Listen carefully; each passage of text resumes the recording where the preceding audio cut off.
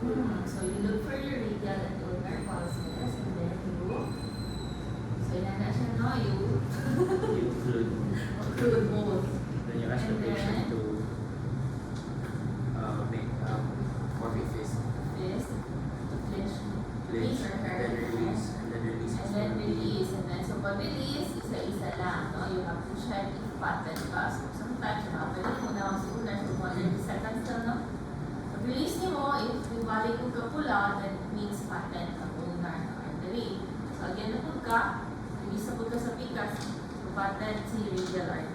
Okay? And then after that, kaya pala yung kamay din mo kukuha. If dili pattern, then dili ka makuha.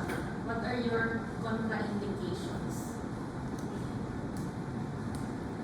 Kasi inaasa mo niya sa hospital.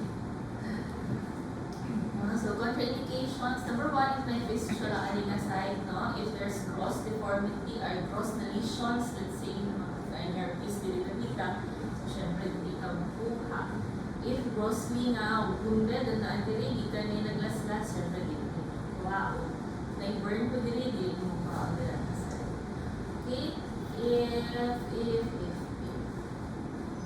usually ka na naman, and then if dili pattern, ang artery, dili mo makuha na. Nahitabo niya sa una, no? Naputol yun ang pakamot sa baby. Okay, una, dyan nagtusok-tusok, o nga na nag-isi na dito ang artery. And then pag next na mo check, ay uy, wala na din siya pag wala. And then nag-una din yung uy ka, sa lasat na. Careful na. So what will you do? First, disinfect, no?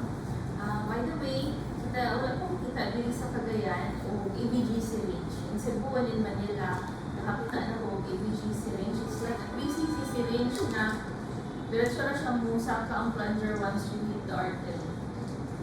Heparinized na siya, so wala naman buhato. Siguro din mo tusok and then siya na mahala. So what we usually use here is 1cc syringe and then ato siyang i-heparinize. So isa pasabot sa i-heparinize. Ako i-wash yung heparin para din ito. So heparin, sa hospitals na makita siya sa mga nurse station, nalagyan na siya. Even in Maria Rina na ang gapon, pero dili mo ginapa-extract o ABG sa Maria Rina. Usually sa NMMC, kaya all departments may pa-extract mo. Even though di mag-extract mo ABG, but pinaka-common is sa IM, sa TP. Okay, so how will you heparinize?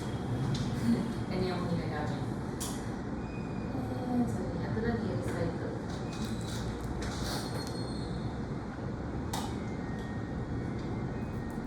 So, pag-iyan namin siya. Papuntahan pa rin nila. So, dinikilatan na, no? Pag-iyan lang din ninyo ang syringe na nalawag pa rin and then ibalik. Wash.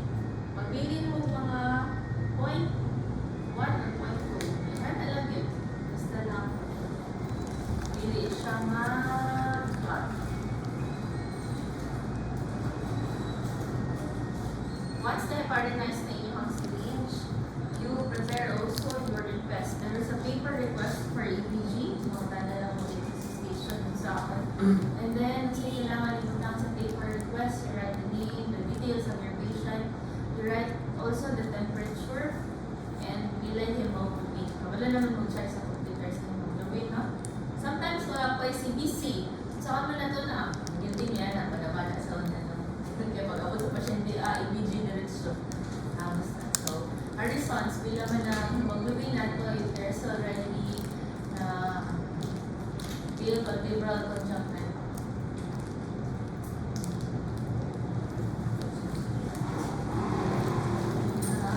So, it's 8 to 10 sa mga candidate, no? Plus, if na kay Palmer, Pallor, yung mga less than 8, hindi na siya. Para lang na tayo magpanak-panak mo, but kung dapat ko ang ginagawa, ila ang tinuod yung hemoglobin sa patient because your oxygenation is affected by your temperature and your hemoglobin levels. So, na-heparinize na ta. And then once kung meron mo kuha, you transport your ABG in ice. So, na-ay, ang mobile nurse, dala sila o mga ice na ice.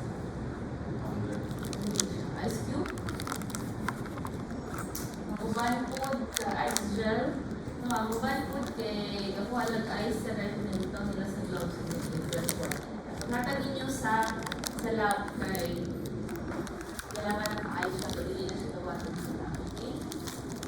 So, una mo kung pwede kami ang muran sa care communicate, kami yung garan sa ABG. So, meron kayong moment ka.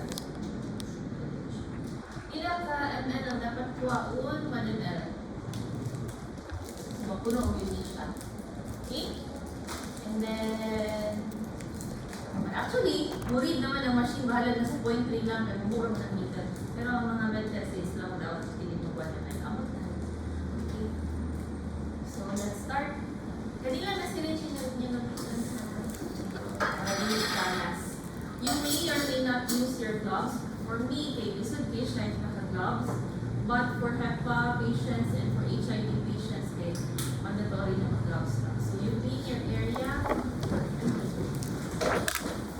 All of us, the pinto, the palpate ko. So, kung hindi ko shirt, buha o ABG, kaya akong gabuhat, na akong galakra. Kani, feel ninyo? Kung dili ka mo ma-feel, ina-hyperextend ako na. Mas ma-feel man mo siya if naka-hyperextend. Na. So, isod man na, asa man na. Kaya ako gawin branching sa akong gabuhatan ako, Nalaklaan ako sa kabuko kapag alcohol na ako, napagyapon siya. So, nasa tuma, ito yung puso. How will you hold? Most comfortable is the pencil hold. Yan, puso.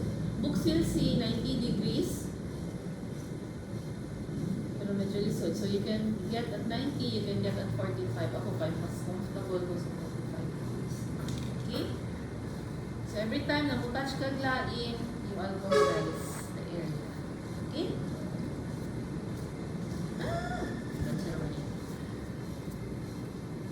Ani sa'yo naman yun, makita na ganin mo ba sa ito? Usaka ako, gamot.